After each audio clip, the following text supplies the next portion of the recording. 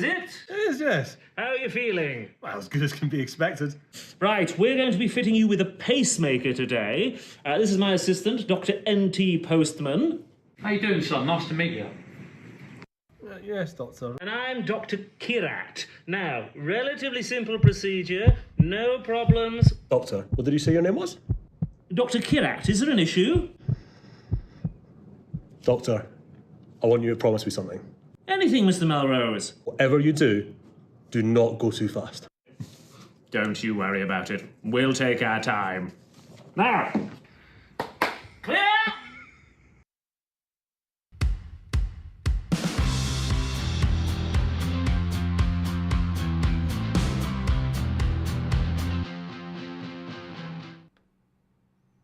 That's right, it's In the Know, brought to you by the Racing Post, and like horse racing, comedy's all about timing, and you may have some criticisms about the timing in that opening sketch. You may have some criticisms about the timing in today's feature race, the Sussex Stakes. Who backed Kirat? Anyone? Anyone back the trifecta? 1,500 quid for finding that? I don't know, it doesn't seem enough to me.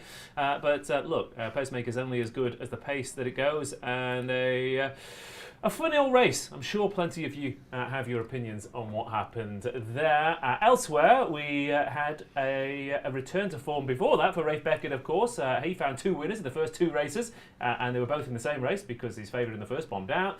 And what else did we see? We saw absolutely bolted up in the Molecombe. What else was there? There was Asheriba making all in the 3:45 for Devon Nuisier getting a win at one of his favourite tracks as well. He's another one who's bounced back to form. Spicy Mark looked so good on debut, beating twice since, dotted up next time out. And then Great Acclaim, Eve Johnson-Horton, another winner this week for her. What a season she is having. Fun and Games continues tomorrow, of course. We're going to get some Ledger clues potentially in the Gordon Stakes. We're going to get a battle of the generations with the fillies and mares in the Nassau, and we're going to get another two-year-old race in the shape of the Richmond, and have one more look at that Coventry form with Clive Cox, whose record in the race is 2 winners and 2 horses finishing last in the past few years. Which one will it be tomorrow? Get involved on the chat. Hello to everyone who's watching at home. Like I said, it's live, it's interactive. Please say hello. Please like the stream. Please get involved in the chat and the comments. Tommy Daniels, Drevsky, Ian Hanlon, Joe Norris, Jim Stanton, and everybody else. Lovely stuff. Bert and Ernie said they had £10 win on Kirat 2 minutes before the race. And, well, look, it is the correct name. It's the correct name for someone who had £10 on Kirat before the race. Let's talk to our panel about the feature race, starting off with Mr. Keith Melrose. Good evening to you, sir. How are you, Ross? I'm very well. Was the operation a success? 6 weeks bed rest after that for me. Just to recover from the shame of the whole thing. I don't think I'll ever recover from that. No, it was beautiful. It's incredible stuff. What was going on today, then? Serengeti went like a real pacemaker. And the jockey, he's gone now, he'll come back now. And he forgot there was another horse, basically. And Karak just got the most sort of efficient rides, and he just got ignored because Serengeti acted like a proper classic pacemaker. And he didn't. Yeah, and Karak now 3 from 3 at the track. Goodwood is a funny old place, but not for every horse, because some horses absolutely love it, clearly. Well, yeah, and there's a few instances today of horses that just had loads of course form that came and what it is a track where that is particularly important, and we've got a few instances tomorrow where that's the case too. But yeah, it is one of those tracks where course form comes back year on year, and it's a really obvious one for it because it's a bit quirky. We've got York in a few weeks, and that's just the same, even though it visually isn't as unique as Goodwood. I mean, I would argue that every track is the same to a certain extent. Finding the course horses and explaining why they like the track are two completely different things. We haven't got time for the explaining because I think we'll be here all week. But Robbie Wilder's on the show tonight as well. Thanks for bringing me in, Ross. You are welcome. I thought I'd give Keith a chance to say what he thought was happening, and then you can tell me what the hell's been going on. Yeah, Kirat. Well, when he crossed the line, I said to myself, well, Judd Mont have just accidentally made a new stallion. But, of course, this fella's been gelded already. He has already been gelded. So, big shock. I mean, how much they paid to supplement him in? Like 60 grand or something? Bargain, really? Yeah, well, he's made 90% extra, 600 grand for that. Couldn't have called that beforehand, but it just goes to show a lot of these times when you've got pacemakers in it doesn't. Pacemakers are meant to be there to make it a fair race, and a lot of time it just doesn't end up that way. Like, I mean, even in the the sort of King George last week. We had the pacemaker in, and that didn't play out at all. It's happened at Royal Ascot before a couple of times. So it just goes to show these things can happen, and well, it's what makes the sport pretty exciting, I'd say. Okay. Apparently, you're trying you again. Your mic might have been off there, Keith. Is it better now? Is it better now? Chat, tell everyone? me. Chat, is it better now? Is it better now, everyone? Is it better now? Is it better now? Keith, keep talking. I will keep talking. Do you want me to talk about Goodwood or do you just want to talk generally? Yeah, just keep talking, it's fine. This is it. So again, if you stop the video at the cutaway and you remove Serengeti, every other horse is in the same position as that they finished. So again, so how much, you can talk about Field of Gold not handling the track, or maybe he was off today. How much was it another case of Field of Gold not being ridden to his strengths? No, of course he wasn't. I mean, who's being ridden to their strength? 111% finishing speed percentage. Well, that's what Rosalia did. Well, Kira, he did 107, and that's the thing. He was ridden to his strength because I think 104 or so is the par at Goodwood. It's higher than the one that they were giving on Racing TV today. But yeah, so he was 107, Rosalia 111. The third was 109. These horses are just not running efficiently. And also Field of Gold. The one thing I thought when I saw him earlier in the season is I'd love to see you over 10 furlongs. Yeah, he's a strong staying miler, so that just wasn't going to. Like, Rosalind was quicker than him for the last 3 furlongs. It was a test of speed, and it did catch him out. I think we all thought he was probably impossible to. Well, it's possible to see that happening, really. But it just goes to show that maybe they will actually start looking at 10 furlongs now going forward, because Sharper testing the Curragh and Ascot, it's caught him out, and fair play. I think a few of us. I think Rosalian has gone up in my estimation as well for me, because I wasn't sure he trained on, and he's shaped like by far the best horse in that race. So there's one to win for him later in the season. Yeah, although again, connections that they were thinking we should have won at Ascot. It's got away. We should have won today. That's 2 that have got away, hasn't it? Anyway, we'll move on to tomorrow very quickly. But anything else from today, either positive or negative, that you want to pick out of it? Well, we'll come to it in a minute, because Devin Munisi having a winner. I've been looking for him. He does often target Goodwood. They always say about the Johnston Yard, etc., etc. Yeah. But he's another trainer that really likes to have a good week at Goodwood, and he's got his winner in, and I've got at least one of his that I give a real chance to tomorrow. Lovely stuff. Yeah, 4 runners at Goodwood this week. 2 fourths in group races. The winner in the handicap, and the one I backed to take heart. So, there you go. That's Goodwood for you, baby. Let's move on then, shall we? Let's, like I said, get your selections, your thoughts in the chat. And in fact, this is, Robbie, I'm going to ask this. Prometheus says, question, poor old Schumacher got the sack for a misjudged ride. Should everyone else in behind Kirat be sacked for the same thing It's a today? knee-jerk reaction, isn't it? Yeah. Everyone can get one thing wrong. I think with Schumacher, with the greatest respect, got a few other things wrong beforehand, and there was kind of a tighten up sort of thing. Straw and camel's back kind of thing. Exactly, yeah. You forgive any jockey one bad ride, but if it keeps happening, that's when you get a tap on the shoulder. Yeah, fair enough.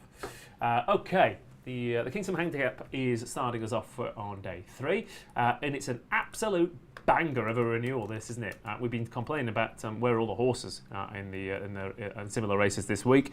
They're all in here, apparently. 18 runners here for this 10 furlong handicap.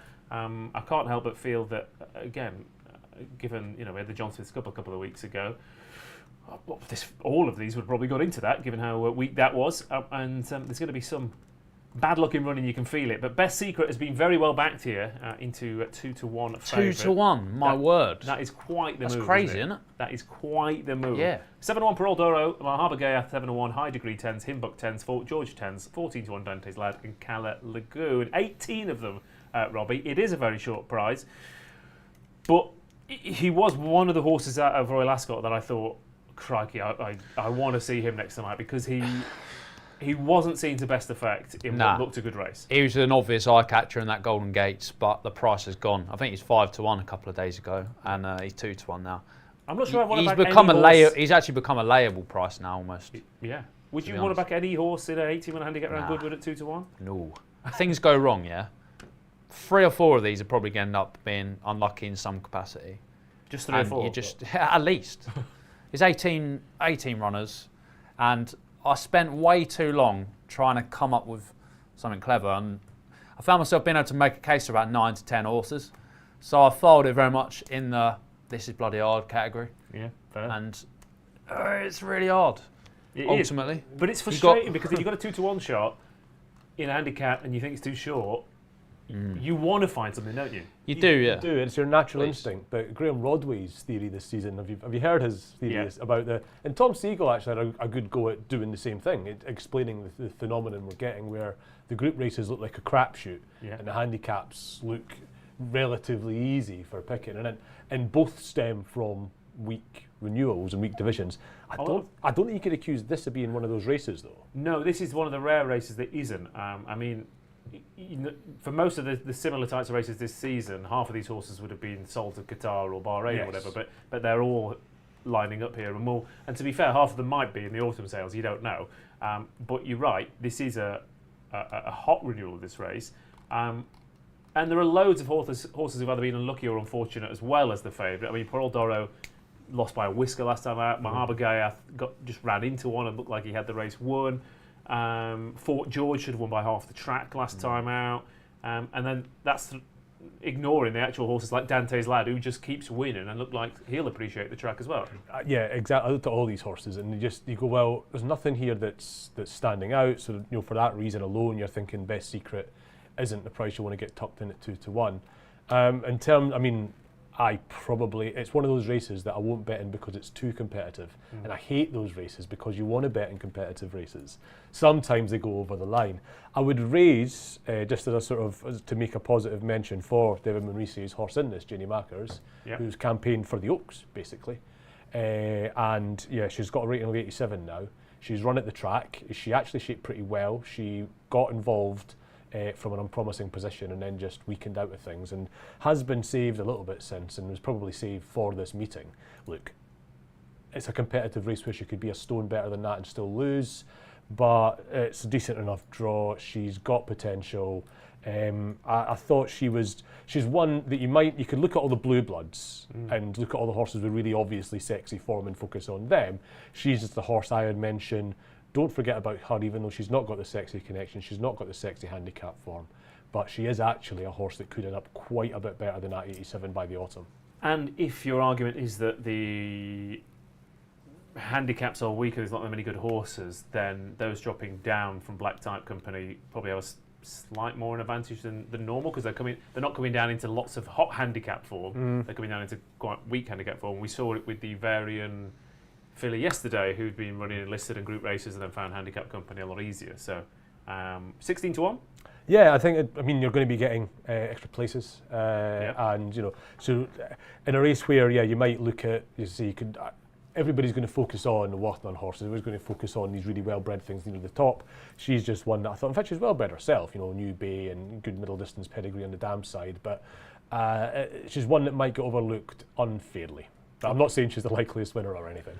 No, absolutely not. But that's we're looking for value, Robbie. Now again, you found it quite hard. There's one which I thought is not on the graphic, and I thought probably would be the sort of horse where it would be a lot shorter if he was with another trainer. Serenity Blue, trained by James Horton. So he won 2 of 3 novices, handicap debut, but the pedigree is very, very good. 3 brothers and sisters have run RPRs of 117, 109, 109, and he's making his handicap debut of 88. Thought he could go well. Thought Daiquiri Bay was interesting because he won really well at Chester in a maiden. 5 lengths, looked a really nice prospect, and then wasn't seen to best effect in the merchant race, the King George Handicap. I thought they might. The 5th one today, obviously the first. Of course, Omni Man. Yeah. I mean that's already looking like good form. I don't think he was itching to go down in trip though.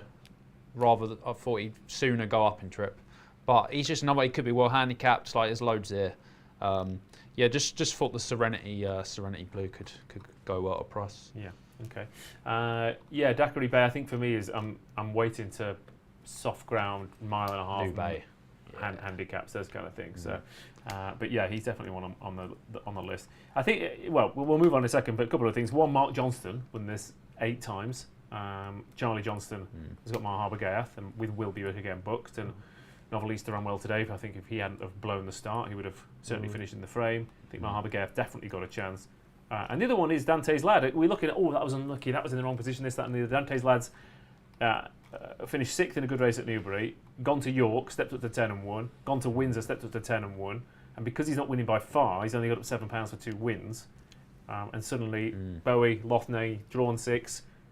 I think this track will suit. So I think he won that quite easily over Brise Noire as well. Like, he was value for a lot extra. he did the he did the old kick 3 lengths clear and then ease up, didn't he? Yeah, exactly. I think Like, so. he could be very well handicapped again still.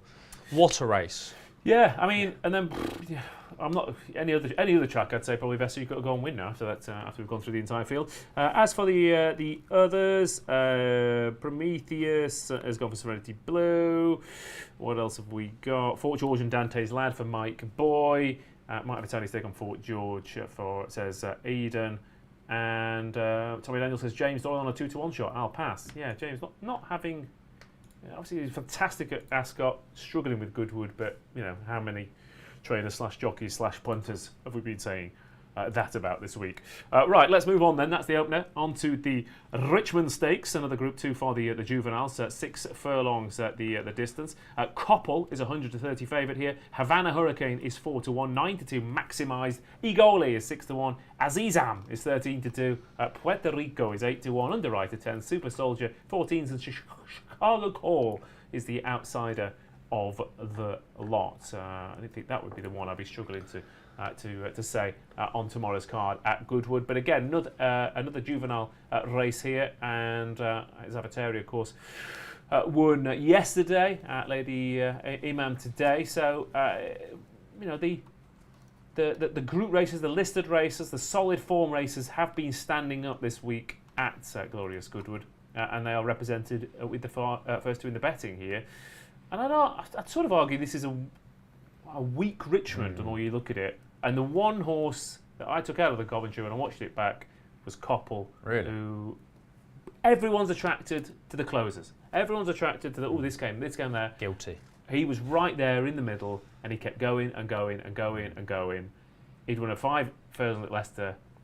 Loads of winners have come out of that. Clive Cox loves this race. And it looks an obvious next step. I mean, yeah, it's a lot easier to race prominently and get home here than it is at Ascot, put it that way. Yes, it absolutely is. We saw that today. So yeah, it's obviously a Coventry third coming here. You're expecting them to be short. And you mentioned about it being a weak Richmond. The Richmond's actually lost its shine, I think, in the last 4 or 5. If you look at the Racing Post ratings over the last 10 years, it used to be a 110 plus RPR needed to win the race. It's not been the case for a few years. The last 4 have all been under 110, and you've been in low hundreds in the last couple. It's just at a what race. point does it get? Is it risking Group 3 territory? Do you want me to bore you about the pattern committee? No. it needs to have 3 bad years basically in a row, and then it can get put at risk. Right. But yeah, it's just not seen as a race. It's not looking the race it was. This used to be the race that had the Guinness horses, whereas now the vintage has the Guinness horses, really. So yeah, I think it's just a race that isn't quite what it was 10, 15 years ago. Koppel being favourite is a reflection of that, and he deserves to be favourite. But I think there's one in here, and we're talking opportunistic because this is a weak Richmond. Super Soldier's got the best form in the race, hasn't he? He's miles clear on RPRs, and I looked at that race to start with. It's the pre-Robert Papin. It's a Group 2 in France, and I thought that rating looks a wee bit. You can't be £5 clear on the basis of that. But I went into the race. It's actually still been rated a below average Robert Papin, and he's still coming out as well clear as he is because it's a Group 2. It's much later than the Coventry, and yeah, he's only 11 days on from that, and it's opportunistic that Carl Burke's sending him here. But there's no reason they're having a go in a race that isn't as good as everybody's 15-year-old memory says it is. Yeah, and also there's also that bias of most people won't have watched that race right. necessarily. They won't have seen it. They won't have gone, oh, that was eye-catching. Well, it's a very good point because actually in the middle, he's been second in a listed race at Chauncey, second in the Robert Papin at Chauncey. In between, he's been down the field in the Coventry, and that's going to be forefront in most people's mind looking at this race. Yeah. And also, Carl Burke had a little bit of a grumble to this today before we saw today's racing about the draw in 1. Yeah. But obviously the Morecambe was won from that side. Well, and also the good thing for him, I was about to say, well, what about the ground? But if the thunderstorms that are forecast come, suddenly he could actually end up being a hell of a lot shorter than 14-1. I think so. I think he just deserves to be a bit shorter than that generally. Not saying he should be favourite ahead of Koppel, because there is still a faint whiff about that Robert Papin form, to be honest. But even taking a dim view, he's got the best form. And it is, again, not sure the 2-year-olds at the moment. We haven't seen a. I mean, apparently the best one we've seen probably is, by looks, he's going to run for the majority of the season if Aidan O'Brien's right about what he's been saying. So basically, if the best 2-year-old we've seen has only won one race in a maiden and hasn't been seen since, then what does that say for the rest of them? Doesn't look great, does it? No. I think this is a weak race, yeah. I mean, just going back through those RPRs, you had like Chalard putting up 120 10 years ago. Who was doing no the one's RPRs even, that year? No one's done more than 100 and no one's done 100 apart from Super Soldier, who Keith rightly points out is RPR top rated. I'm against him still. I think that was probably a desperately weak Robert Papin, like the horse he beat in second green sense is a good juvenile island, but not setting the world alight. I looked at this earlier and thought, before racing today, and thought Egoli looked quite big at around 9-10-1. And then Rafe Beckett's had this amazing day, and he's now come into a more backable price. But he's got comparable top speed figures to the horses that ran at Royal Ascot, the Coventry run at Koppel, and Havana Hurricanes Windsor Castle win. And he's coming out of novice company quite quickly from winning at Newbury last time. Beat a last time out winner quite comfortably, I thought.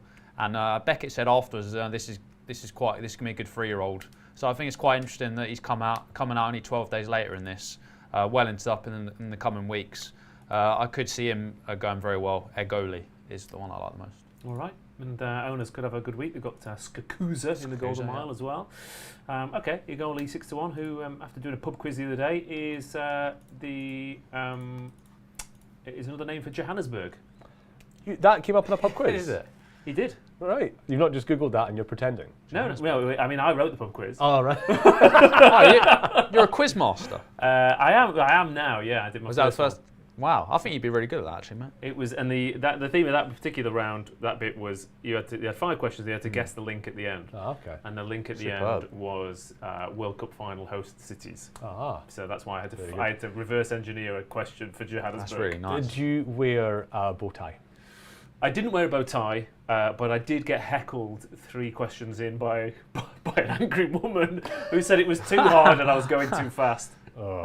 Which, again, if we weren't, my brain's now trying to make loads of other jokes that we're going to skip past, I think. Yeah, it's not what you want to hear, is it? It's not what you want to hear. Certainly not doing it. I don't think our viewers would ever say you go too fast on here, mate. Yeah, well, exactly. Get on with it. Yeah, exactly.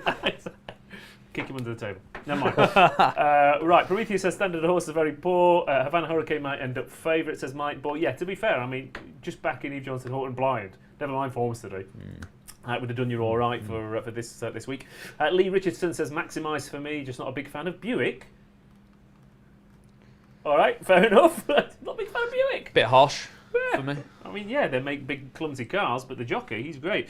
And Havana Hurricane will be much better over the 6 furlong trip, says Tommy Daniels.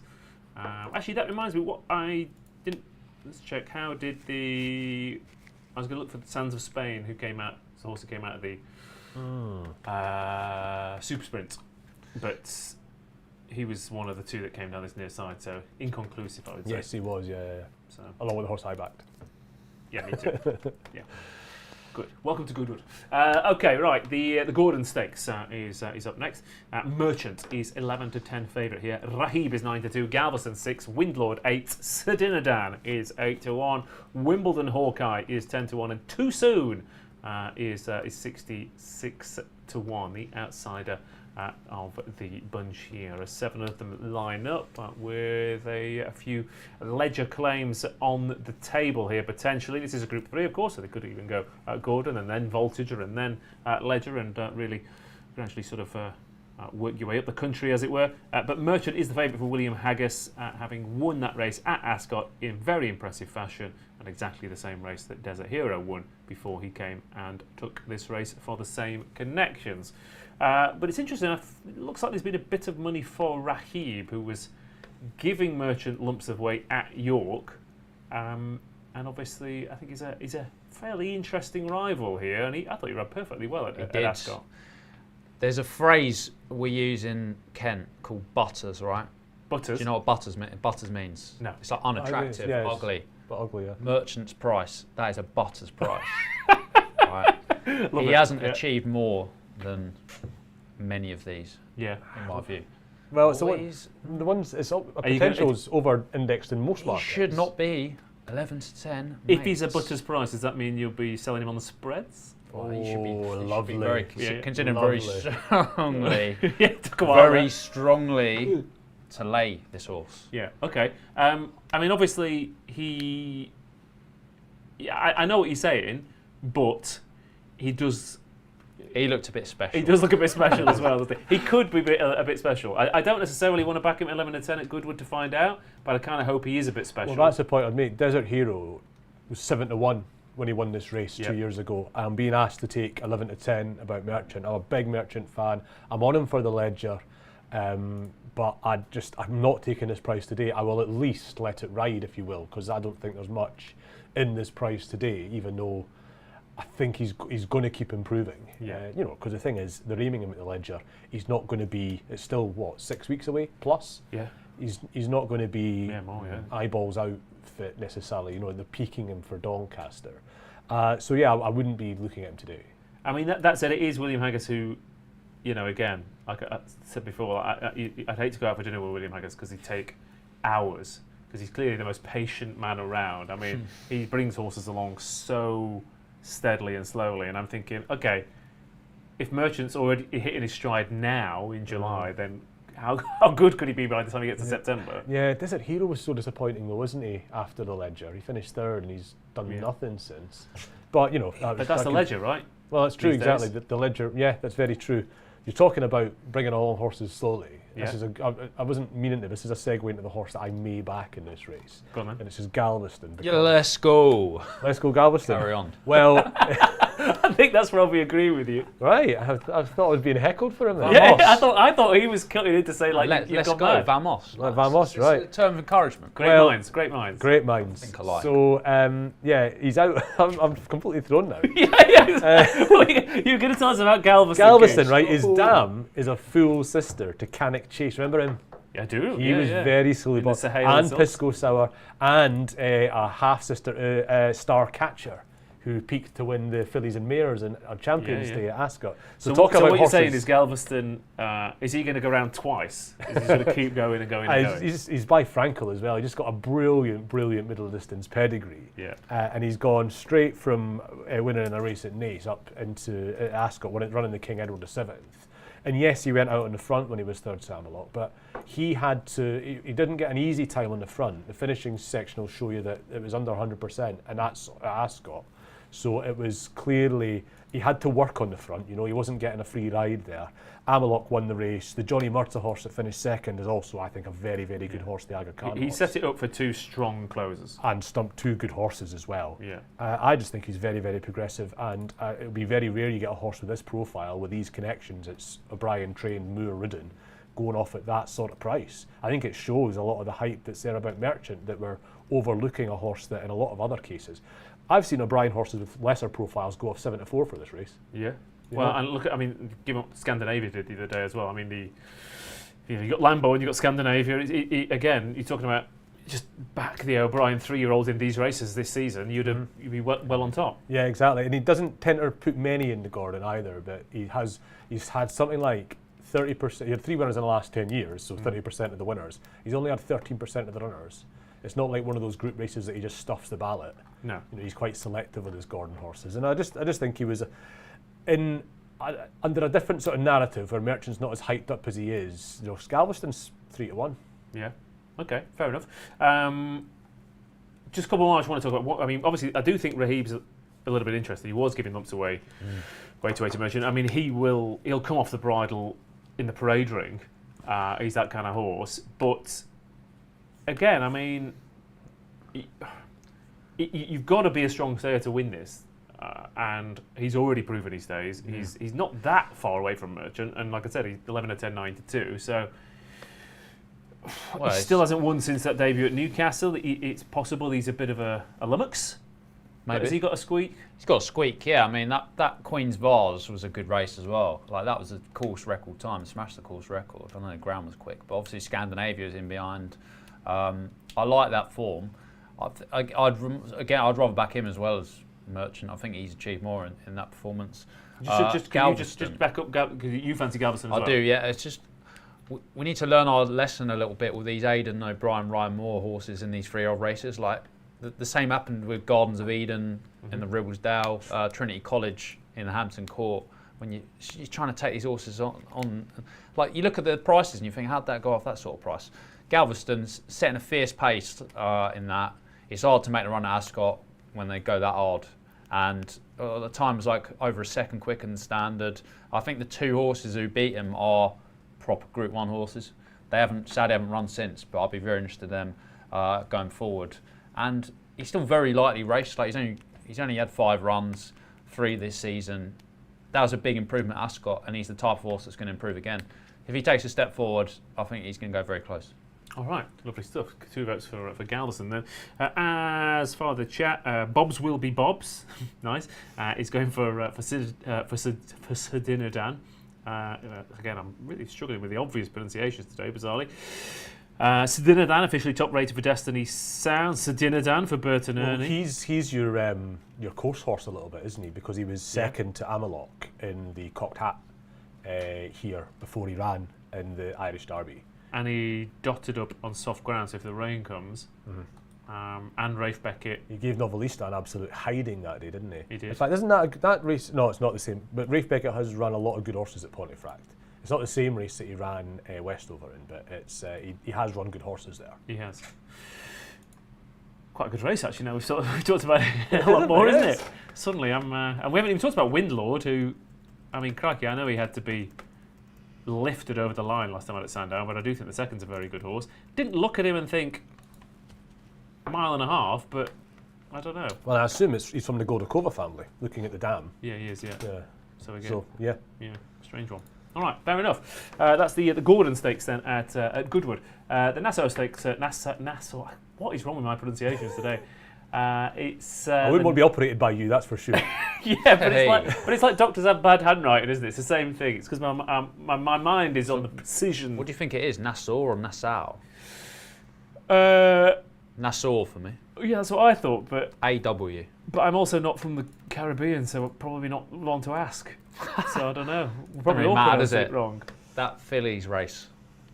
That Fillies, the Group 1 Fillies race. That's what we'll go with. Over 10 furlongs is coming up next 3:05, and again, small but perfectly formed field here lining up, and we have Whirl, who of course shoulda, woulda, coulda won the Oaks, and then won the Pretty Polly, beating Kalpana last time out, knuckling down and out battling Kalpana, form which looks pretty good. After what Kalpana did at Ascot just a week or so ago. See the Fire, who shoulda, woulda, coulda won this race last year, is 9-4 at second favourite, albeit surely the International is her chance to shine later on in August.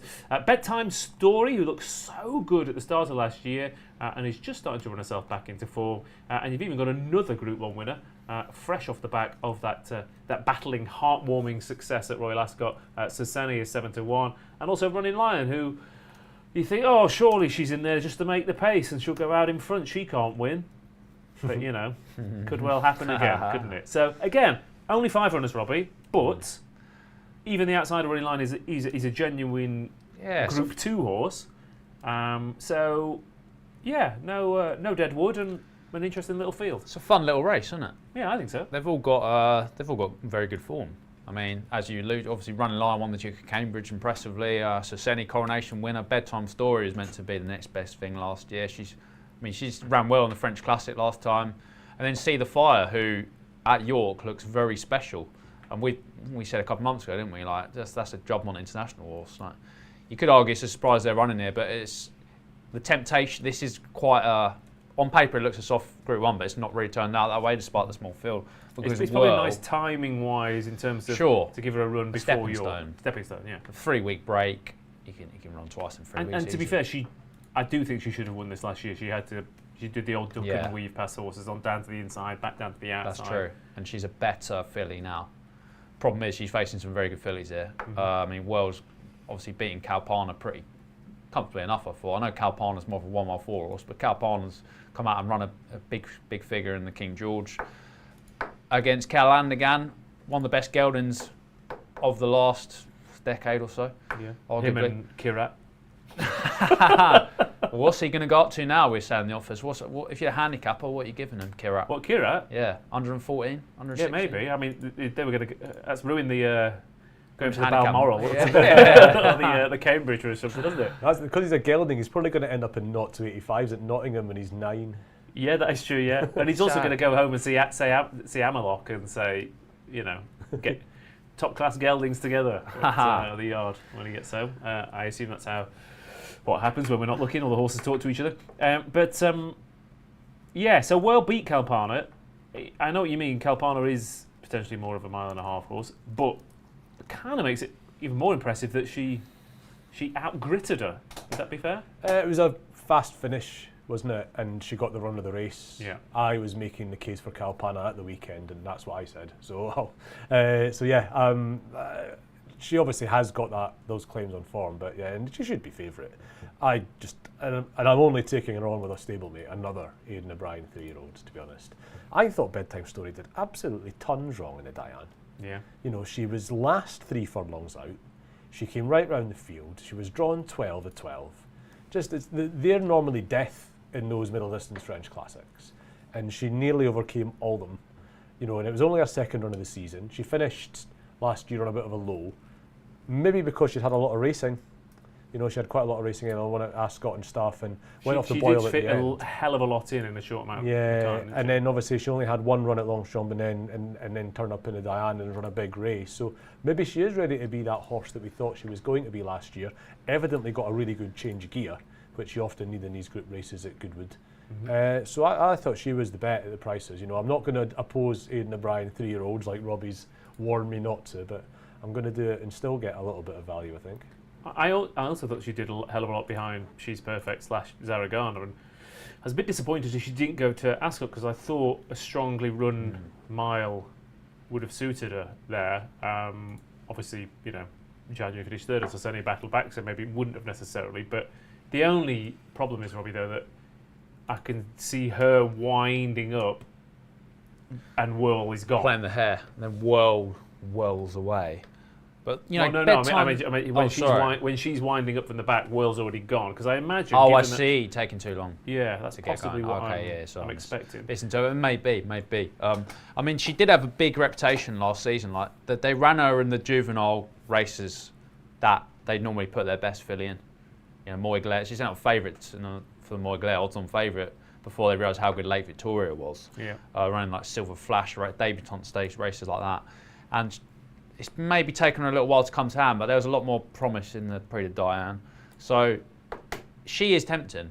I think Soseni is tempting as well, to be honest. I was going to say, because she's not out of it. Because, again, if you watch that coronation back, she kind of gets intimidated. She gets out battled. She gets headed by Zaragana. And now, obviously, you could argue that Zaragana doesn't want it, but given what Calandigan's done, I don't want to go down that path too early with an Aga Khan horse. And actually, when you look at it back, it is a performance. It is a win that suggests, stiff mile at Ascot, where she really stayed on strongly up to the line. It does suggest that 10 round here might suit. It does. And, if you look at the horse in third, like Zaragana nothing else was really closing that much on Zaragana either. Like, I think the form's probably being underestimated a little bit for me. And you buy Australia, who sires 1 mile 4 horses and stayers, so there's every chance she can improve for another 2 furlongs. I just think she throws another decent ingredient into the race. Like, it's not a lot of these 5-runner races. You think not much can really get into this, but I can make a case for 4 horses at least, and I have a feeling you might make a case for Running Lion. Well, I just don't think she's out of it, and I wouldn't back her in a million years, but I wouldn't back Kirat in a million years either. So she's just a good horse when she gets into the swing of things. Yeah. And her 2 best runs by a country mile in the past 12 months were both over 10 furlongs on rain-softened ground. which is what she's going to get tomorrow. So you can't even throw her out of it. So I know a couple of people in the chat are saying there's been a couple of, this is a bad race. I don't really Actually, see don't that think. at all. I think it's a really good race. Yeah. It's a disappointing turnout, sure, but a lot of the times you might get 9 to 10 runners here, but a lot of them are just kind of like Group 3 fillies, just hunting for a bit of Group 1 black type. Whereas, you've got 4 proper Group 1 horses and 1 horse in Run Lion under the right circumstances could be a Group 1 horse. Look, when Nassau won this a few years ago, that was a bad race. That was a bad race. This is much better than that. This is much better than that. In the chat, oh crikey, actually that's a good point. Let's have a quick look at the Galway plate. Oh yeah, is about to jump off. Should we watch that? So we should probably get a bit of live commentary for that, perhaps. So the closing stages of that. Let's have a look. Where are they over in Goodwood? They've just jumped off. Right. So while we see the early stages of that, and you can watch the early stages of that. No, don't watch the early stages of that. Watch. I just realised. Just mute it. No, don't. Put that on in the background and listen to David Jennings tell you what he likes in the Galway Hurdle tomorrow. Right, Ross, let's try and find you the winner of the Galway Hurdle. 4:30 on Thursday, Ladies' Day at Galway. 4-year-olds have been winning this race for the last couple of years. Nürburgring last year and Zarek the Brave the year before. We've another 4-year-old who's favourite this year, and put your hands together. Obviously, has got a cracking chance. But I'm taking him on, and I'm taking him on with the headbanger that is Gaucher for Willie Mullins and Sean O'Keefe. Look, he's probably not that well handicapped off 149, but I just have this thing in my head where if he gets loose on the lead around Galway, he might just not come back to them. So I think he's got a cracking chance. That's number 2, Gaucher for Sean O'Keefe and Willie Mullins. And look, the rock-solid each-way play here is in Dowie, who was second in the Fred Winter last year. He's a 5-year-old now. He's 11 pound higher than when second in the race last year. He's got to be banged there on the premises. So I think Dowie is your rock solid each way play at around 8-1. I think he's definitely going to finish in the first 3. But I just have this thing for the last few weeks where I think Gaucher might just get away on the lead. And if that happens in the Galway Hurdle, it could be hard to catch. A few other fancies for you on the Galway card in the 210. What a novice chase this is. It's a grade 3. It could even be a grade 2. It's such a good race. Piper's in there. He's unbeaten over fences, 3/3. But I like Westport Cove here for Willie Mullins and Paul Townend. Just thought there was something different about Westport Cove last time at Ballinrobe. He jumped really, really well, attacked his fences, seemed to really enjoy himself. And they've always thought the world of him. So I'm taking on Piper with Westport Cove. And continuing that Willie Mullins team later on in the card in the 505, Camletta Vega, daughter of Quivega, has been disappointing in the main over hurdles, but last time at Cork there was much more spark. She jumped really fluently, so I thought Camletta Vega may be able to win that 505. So I think it could be a very good day for Willie Mullins and Paul Townend. Where have we heard that before? Okay, thank you, DJ. Let's have a look. Where are the Galway Chase, of course, Galway Plate, sorry, certainly is currently going on. What's happening in that, Ross, for us? I think that's turn into the home straight. So we've got another circuit to go, I think. Tell you what, mate. Why don't you ask me what's going to happen in the Galway Hurdle, and you tell me. I'll call home the finish at the. When we're like last half furlong sort of thing, you interject. All right, I'll tell you what. Actually, just move slightly more into. Oh shot. yeah, I don't know why I keep doing. Sorry, Ben. Scoot. There you go. I don't know why I'm doing that. It's because you're such a. I don't want to sit too close to Melrose. Like, don't trust him. especially with those legs out. Yeah, absolutely. Yeah, viewers can't actually see, but there's a lot of thigh on show. It's okay. Look, doctor-patient confidentiality. You can do whatever you want. Right, Galway Hurdle. The Galway Hurdle. Now, put your hands together. Who, of course, landed a touch earlier on in the year and has been interesting in the campaign since. Is the 4-1 favourite, but you could probably say that about quite a few of these, Robbie. So, what did you could. like? I couldn't believe my eyes when I saw Gordon Elliott hadn't won this race. Thought it's a sort of race that he'd have won 4, 5, 6 times. Not won it. He's going to be going it all out. Like the Irish people are obsessed with this race, aren't they? Yeah, absolutely. I'm not Irish, but I get the impression that they are. It's a big. I mean, look, if you, I imagine the reception you must get if you win the Galway Hurdle is probably a reception that we will never be able to experience of anything. It's pure ecstasy. Yeah, unbelievable pandemonium, and I think Elliott's going to get it with Indawi. Okay. The market's not exactly missed him. He's 6-1 now, but wowee, is that county hurdle form working out pretty well? Yeah. You know, Cargisi, third in the Punchestown Champion Hurdle, absurd. Sussex Champion Hurdle winner. Ethical Diamond, Duke of Edinburgh winner, Our Champ, Swinton winner, Kraken Rhapsody, Scottish Champion Hurdle winner. That's a form line, my friend. It is a form line. And yeah, he's a bit higher than when he was second last season, but he still proved he can act on the course there. He was only 4 then, he's a year older now, and he's been laid out for it. He goes well fresh. What's not to like? What's not to like? I agree. I mean, that's a great case, to be fair. Right, can you see the Galway plate? Do you want to look at the Galway plate? I'll look at the Galway. You've still got a while to go. Is that John Hale's in front? Is it what, sorry? John Hale's.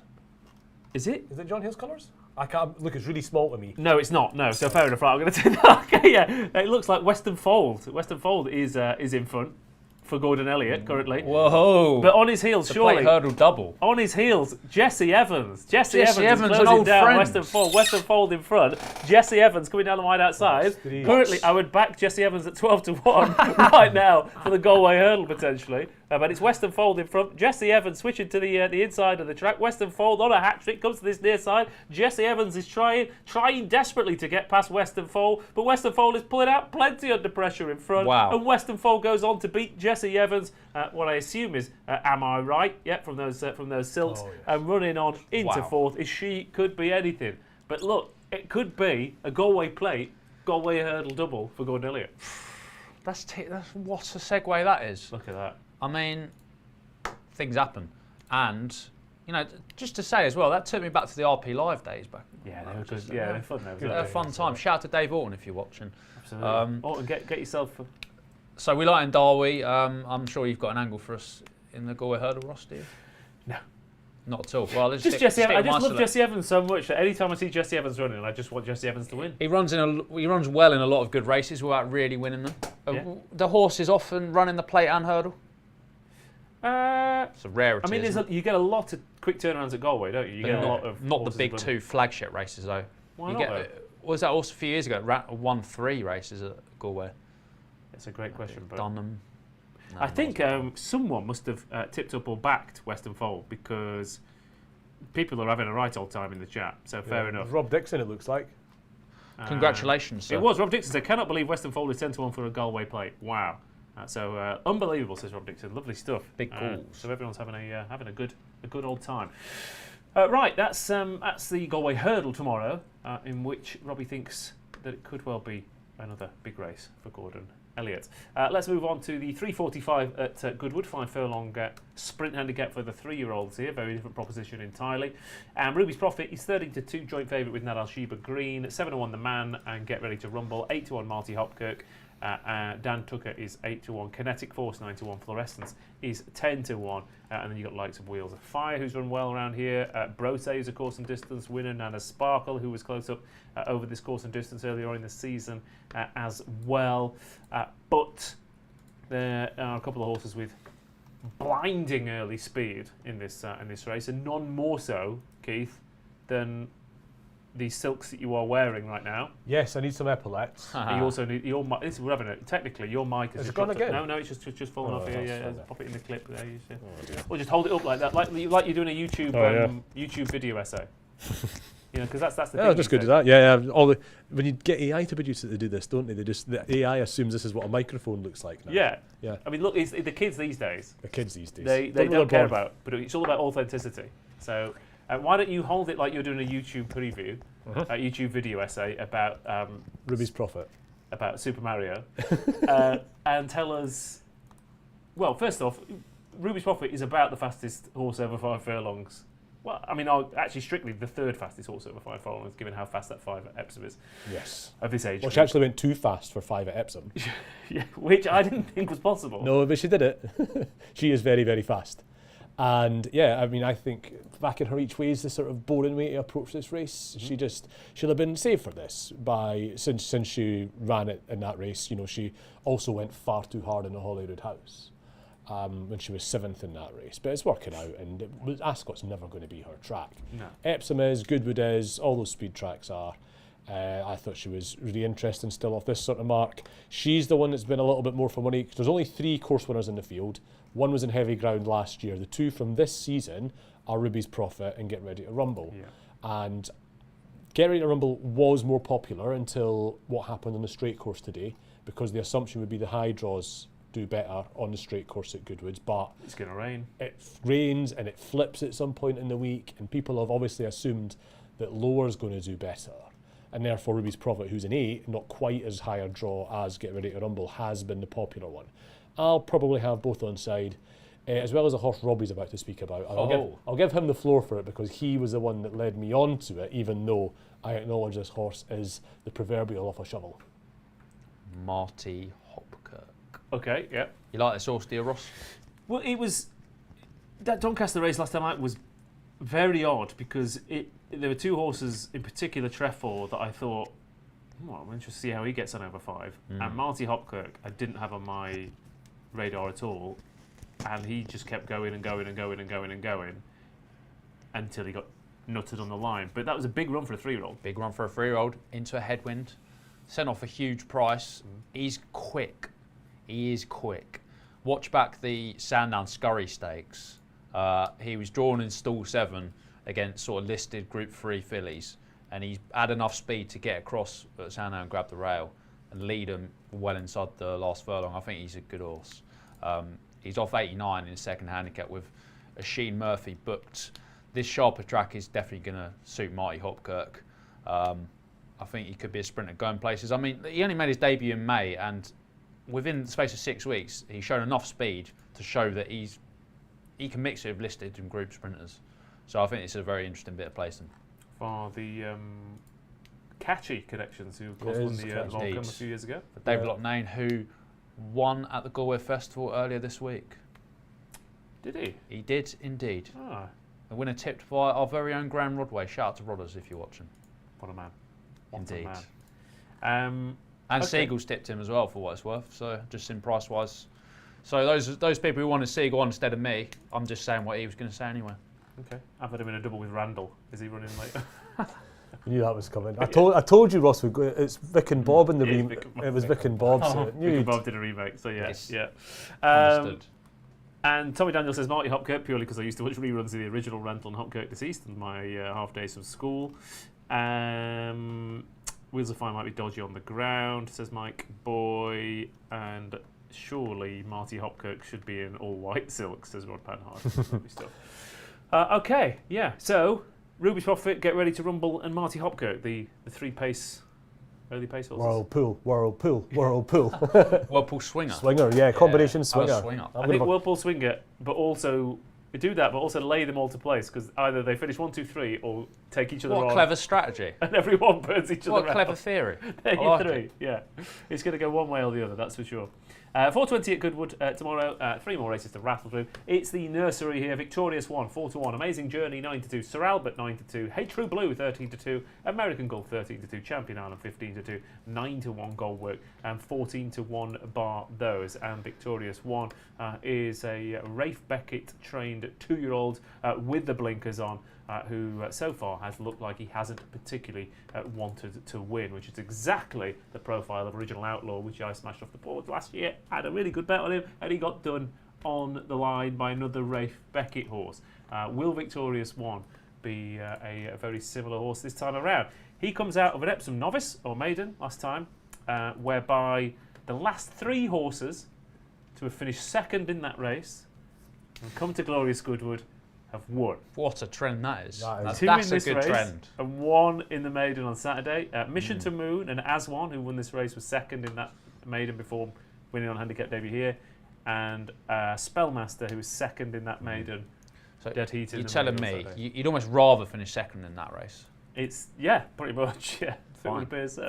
For like the winner, like they can just give up now. It's the. I mean, he's up. To be fair, he's also got course 4 Victorious 1 after finishing second behind Joel Pepper, and he also finished second to Goodwood Galaxy at Salisbury, who finished 4th behind Zavateria in the week. So that's a mad stat. But you've also got the Beckett factor. You've also got Beckett in blinkers And in I this like- race, handicap debut. You like horses going from Epsom to Goodwood as a sort of very rough rule of thumb, don't you? It's got a lot for it, that angle. He's play spot banker, I think. I don't like horses that lead at a slow pace and get beaten at 1-2 though. No, me neither. Well, it sounds like you do with respect, Ross. Well, no, he'll probably finish second again. Each way returns. Play spot banker. He's Exactly. The man said play spot banker. What more do you want from him, blood? I'm doing 80 on the place, 20 on the win. That's what we're doing. Understood. That's the percentage. So that's not your main fancy then, no? Or is it? I didn't really fancy anything else. That's the problem. Well, I'm going to do a wee callback for you because we've talked. Who was it fancied? Igola. Yeah. Igoli or whatever. For the My related double. your related True double. Blue, yeah. Oh, hey, True Blue. Yeah, Not just because I'm proper Chelsea. Leicester. That Leicester maiden's really good. Rock on Thunder won it. Igola was 5th. Calico Blue. You've got loads of horses that have come out and run improved from that. And Hey True Blue was 2nd in that race. Went to Ascot. He was nowhere in the Norfolk, and then he came out and ran a race at Donny. And I watched it back, and it was a very slow run race. And he just took off for one tap of the whip, a furlong out.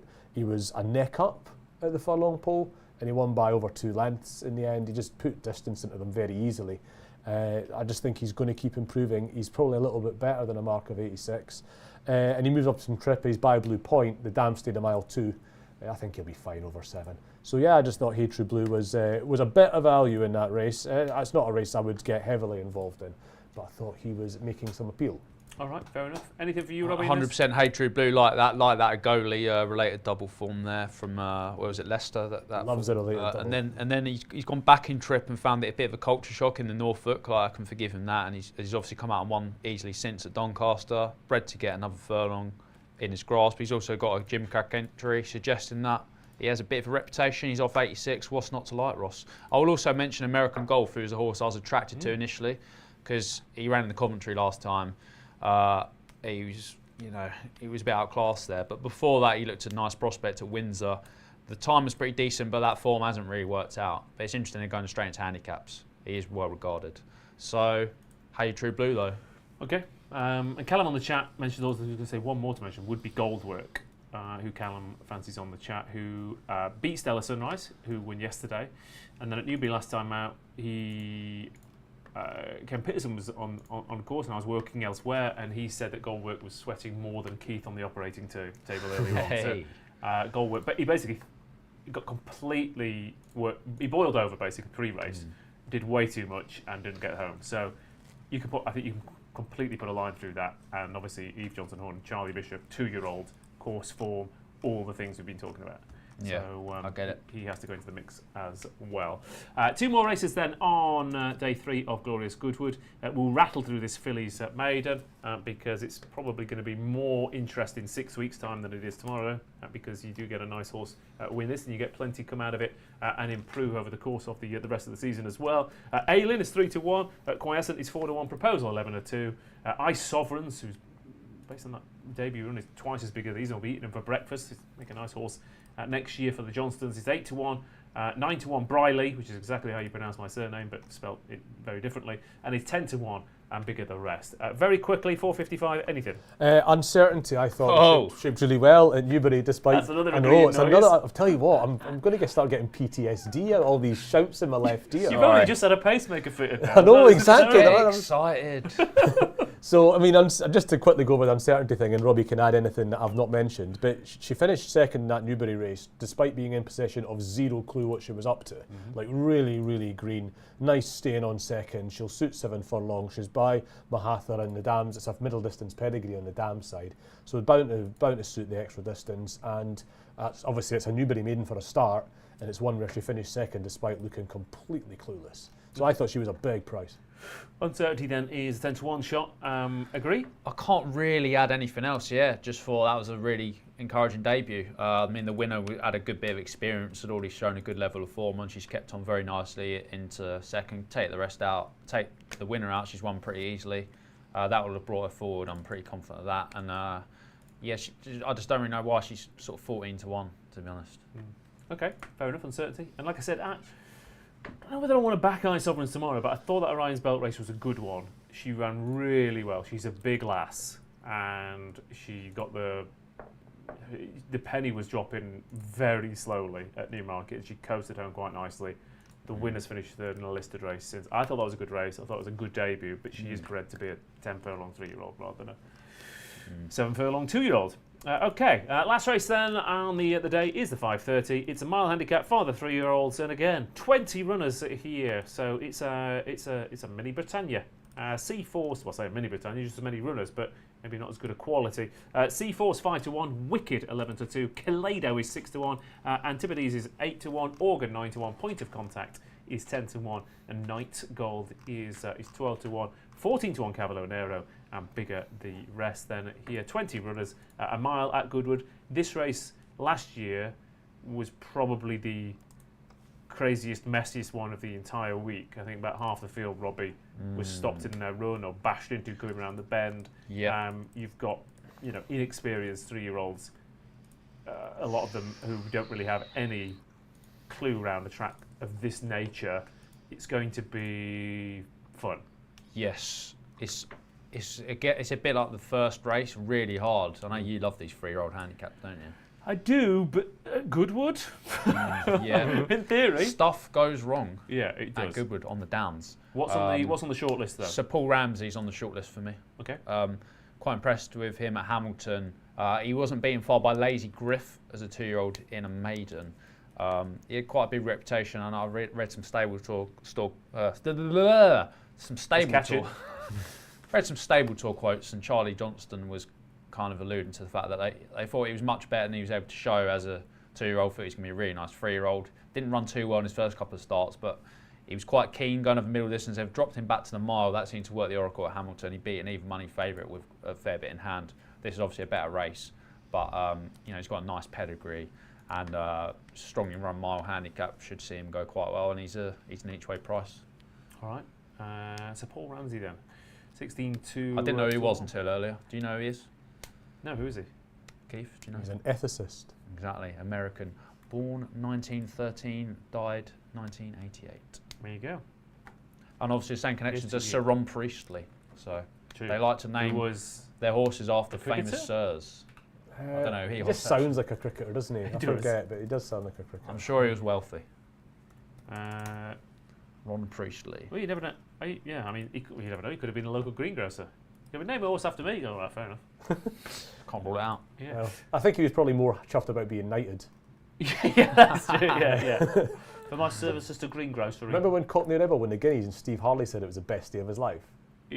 Yeah. What? Why? Just it reminded me of that. Oh right. Okay. Fair enough. What do you like? I couldn't really see past Wickeds. He ran. He had one run at 2. The second and third maiden runs very quickly back together, and then 13 days after he qualified for a mark, he ran in that 3-year-old handicap at Sandown, which hasn't had loads of winners come out of it, but the second, third and fourth have all improved in defeat since. And he beat them that day. He just looks like a horse. He looked like a horse then that was only getting started. And he's obviously been off for a couple of months since. He's bred to be. Yeah, he's bred to be very good. And the cheap pieces going on is just that tiny, tiny wee niggle, but he was only getting started at Sandown. He is going to be so much better than 8C5, isn't he? Yeah. So I couldn't see past him. It's not particularly original. I'm not going to be having big bets on him, but I thought that he's a sort of horse that if he was, 11-4 clear favourite in a race like this, a la the first race, I wouldn't have necessarily argued with it. Yeah, fair enough. I'll just throw three others in. I'm not necessarily suggesting they're going to win, but Gillet's second at Newbury over the mile reads very, very well, and the 2-7 furlongs either side of that haven't worked out, but I think he's interesting back up to the mile. The other one would be Abundance, just because Johnny Portman's horses are always under bet, and he's having a cracking season, and Abundance is a big prize. But the main one that interested me, to a certain extent, was drawn 20, Impartiality, Philip Macon and Shane Gray. This horse has an incredible cruising speed and has to be picked and weaved and delivered on the line. Whether that can be done from box 20 in a 21 handicap at Goodwood is another matter, but it's back to win later place, I think, again, as I was saying earlier on, because if it works, it might work, but it probably won't. Destiny Sounds, Principality, Kaleido with an each round transparent, says Prometheus, and Rice Waring says, Get It will win the Stewards Cup. Remember this comment with 25 exclamation marks. So, lovely. Right. And finally, Tommy Daniels says, Robbie sounded like David Brent there Fyodor Yeah, Mikhailovich Dostoevsky, born 1821. That's exactly what I was trying to do. Was it really? Yeah. I bet it was. He loves The Office, does Rob? Born 1821, died 1881. A fellow Office fan among us. Yeah. Tommy. Perfect, mate. Thanks for picking up on it. Right, naps after this.